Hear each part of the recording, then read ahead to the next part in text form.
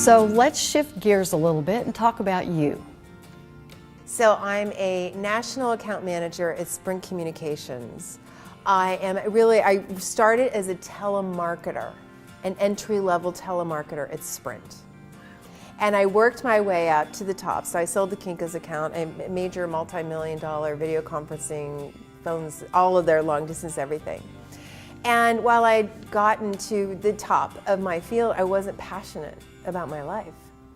And I'd always loved unstoppable stories. People who achieved, Walt Disney was on the verge of bankruptcy every 18 months for 30 years.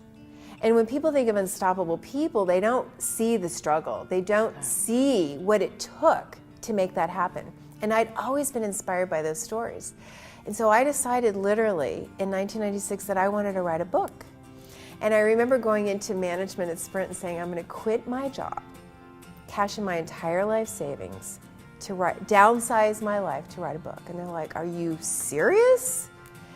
But I felt called to this. I was inspired by it. I really wanted to encourage other people with what I'd been studying all of these years. So I did. I completely quit my job, a six-figure career, downsized my life.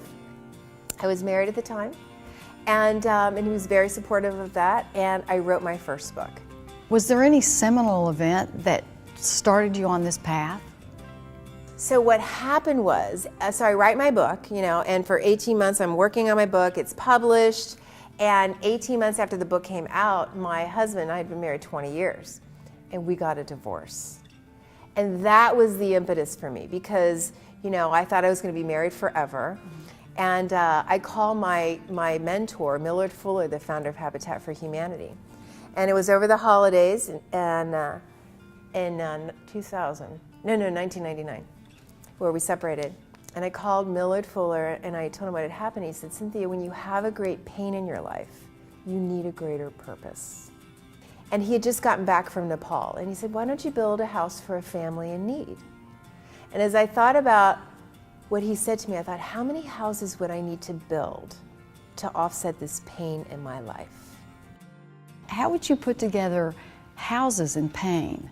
When I came up with the number 100 houses, that felt bigger. 100 houses? Did you?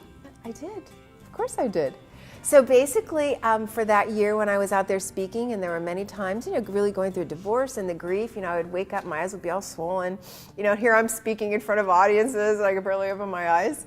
But when I would think about the families in Nepal that didn't even have a simple, decent place to live, that inspired me. It was bigger than me. And so that year when I was out there speaking, I shared it with everybody, and I raised $200,000, and I took 18 people to Nepal the following year, and we built the first 3 of the 100 homes that were subsequently built. And that experience changed my life. That is the pivotal experience, because I experienced the power of giving in my soul at a level I had never done before.